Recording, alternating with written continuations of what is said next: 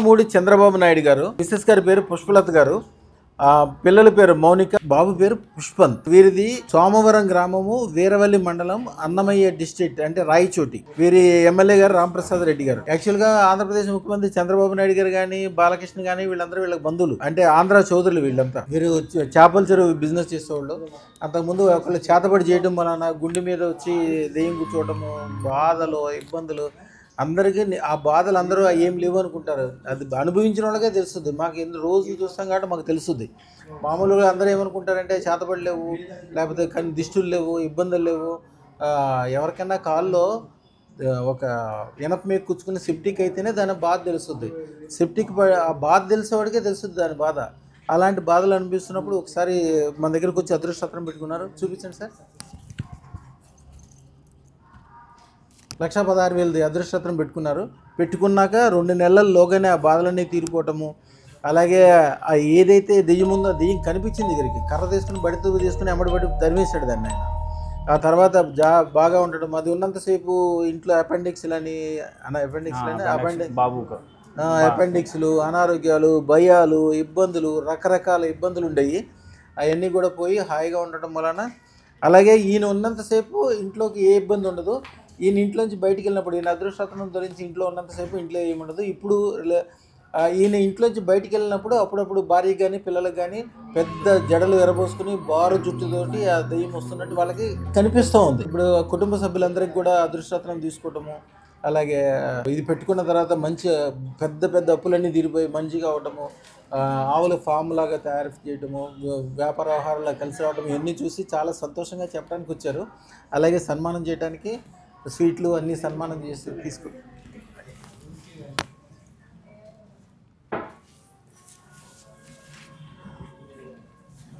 ఓం నమో ఐం హ్రీం శ్రీం క్లీం గ్లౌం సౌహ కయ్యే ఈలహ్రీం హస్తకలహ్రీం సకలహ్రీం అదృష్ట మహాలక్ష్మి సర్వ ఐశ్వర్యం ఆనంద మాహ్లాద మత్శీఘ్రం అత్యధిక మహద్భుత మహోత్సవ ధన భూ స్వర్ణలాభం సర్వ ఐశ్వర్యం సర్వకాల సర్వస్థితి మహదైశ్వర్య ప్రాప్తిరస్తు.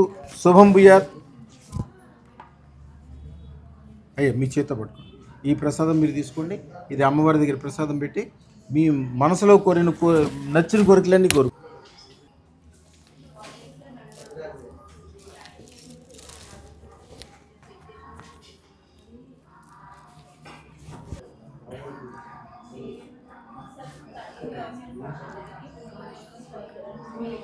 చంద్రబాబు నాయుడు గారు యాక్చువల్గా నాయుళ్ళు అంటే తూర్పుగోదావరి జిల్లాలో అదొక క్యాస్ట్ కదా.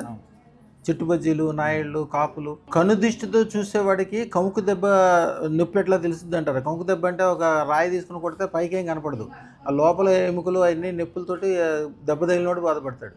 ఈ చేతబడి కానీ దెయ్యానికి దీనికి సంబంధించిన వాళ్ళు బాధపడే వాళ్ళకే దాని బాధ తెలుస్తుంది. మిగిలిన వాళ్ళు అందరూ అనుకుంటారు తెలవదు వాళ్ళకి, ఎగతాళి చేస్తారు తెలవక.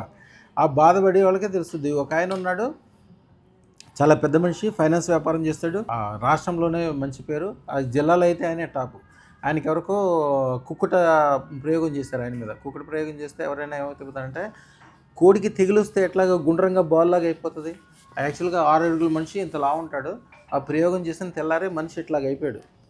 ఒక పెద్ద సైజు బాల్ ఉంటుంది చూసారు, అట్లా మొత్తం ముడుచుకుని ఇట్లా అయిపోతే అసలు అందరూ ఆశ్చర్యపోయారు. మనిషి అట్లా ఇట్లా గుండ్రంగా బాల్ లాగా అయిపోతాడని.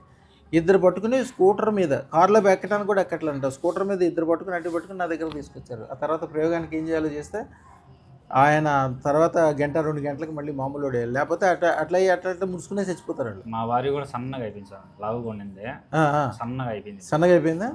ఇక నుంచి బాగా మంచిగా అవుతుంది. ఏం చేయాలో చెప్తాను.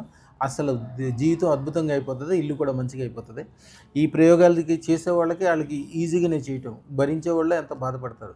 అది చేసిన కూడా ఏం బాగుపడరు, వాళ్ళకు కూడా కొన్నాళ్ళకి చెడే ఉంటుంది. ఎట్లా జరిగింది అసలు? అంతకుముందు మీకు ఎట్లా ఉండేది?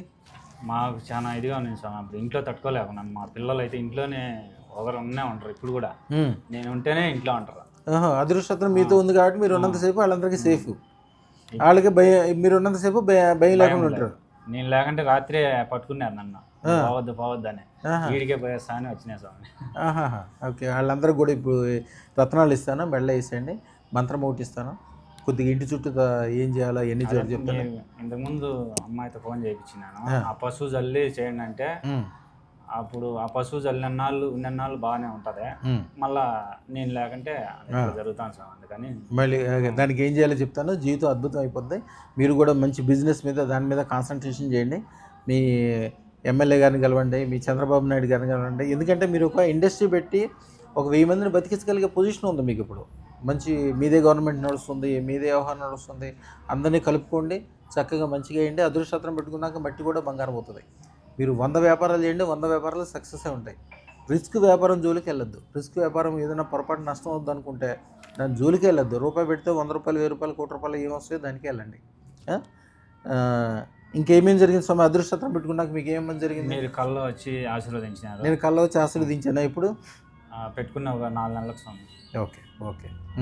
భూమి కొద్దిగా పెండింగ్ ఉండదని పూజ చేసిన. ఓకే. భూమి లేకపోయే మీరు చెప్పినట్టు విజ్ఞాన్ పెట్టి, అమ్మ నువ్వు భూమి పెండింగ్ లేకుండా చేసుకో అని చెప్పింది స్వామి. ఓకే. అవి పెండింగ్లు కుదరలేదు స్వామి. ఓకే. మా తాతగారు మీ భూమి పెండింగ్లు కూడా మీరు పూజ చేసుకున్నారు కాబట్టి అయిపోతుంది. దానికి ఇంకేం చేయాలో కూడా చెప్తాను. దాని ద్వారా ఎక్కువ లాభం వచ్చే పనులు. యాక్చువల్గా నా దగ్గరికి వచ్చాక భూములు, బంగారాలు ప్రతి సంవత్సరం కొంటనే ఉండాలి. అమ్మటం అనేది అసలు మర్చిపోండి.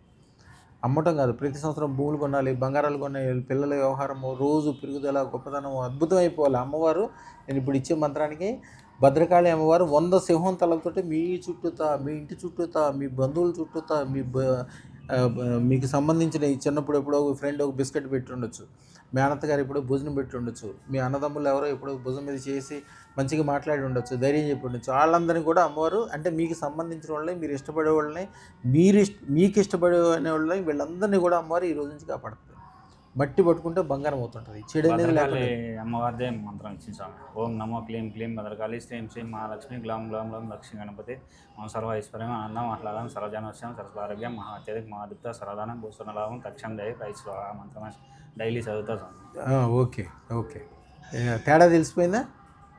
అద్భుతాలు దొరుకుతాయి. రాత్రిపూట ఏదన్నా అనుకుని అమ్మవారికి ప్రసాదం పెట్టి రోడ్డు మీద నడుచుకుంటూ వెళ్ళిపోండి. దానికి ఇంకా వేరే చిన్న మంత్రం కొట్టిస్తాను. ఎక్కడ చూసినా డబ్బులే ఉంటాయి, ఎక్కడ చూసినా వ్యాపార వ్యవహారాలు, ఎక్కడ చూసినా అద్భుతాలు జరుగుతూ ఉంటాయి. రోజు బంగారాలు, అద్భుతాలు, మంచి మంచి విషయాలు జరుగుతాయి. ఫోటో కూడా ఇంట్లో పెట్టినా స్వామి. దీంట్లో మీ పూజ గదిలో నా ఫోటో పెట్టారా? అమ్మవారిది ఆల్రెడీ పెట్టుకున్నా. రైట్. మీకు ఇది ఉన్నంత కాలం మీకు అసలు వెనక్కి తిరిగి చూసేదే లేదు. అందరూ నా ఫోటో పెట్టుకున్నాను అనుకుంటారు, కాదు నా ఇది పూజ కదా ఇది. అందరూ నా ఫోటో పెట్టుకున్నాను అనుకుంటారు. నా ఫోటో కాదు మీరు పెట్టుకున్నది. నాకు అమ్మవారు ఉపవాసం ఉంటుంది కాబట్టి అమ్మవారు వచ్చి డైరెక్ట్గా పనిచేస్తాను అనమాట. మీకు అక్కడ 100 సింహంతలతో ఆవిడ కాపాడుతూ ఉంటుంది. అప్పులు పోయి పెద్ద అప్పులు తీరిపోయినాయా? పెద్ద అప్పు తీరిపోయింది సార్. ఓహో, ఇదేనా ఫోటో?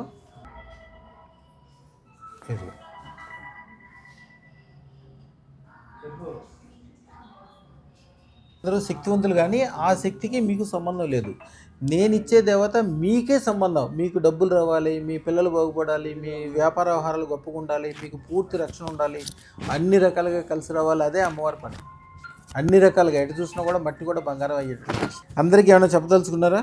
మంచి జరిగింది సార్. నాకే అదే రాబోయే సంవత్సరంలో అందరిలాగా 100 కోట్లు కాకుండా మీరు 1000 కోట్లకి పెట్టండి. ఎందుకంటే మీ రాజకీయంగా కానీ మీ చంద్రబాబు నాయుడు గారు రెగ్యులర్గా కలవండి.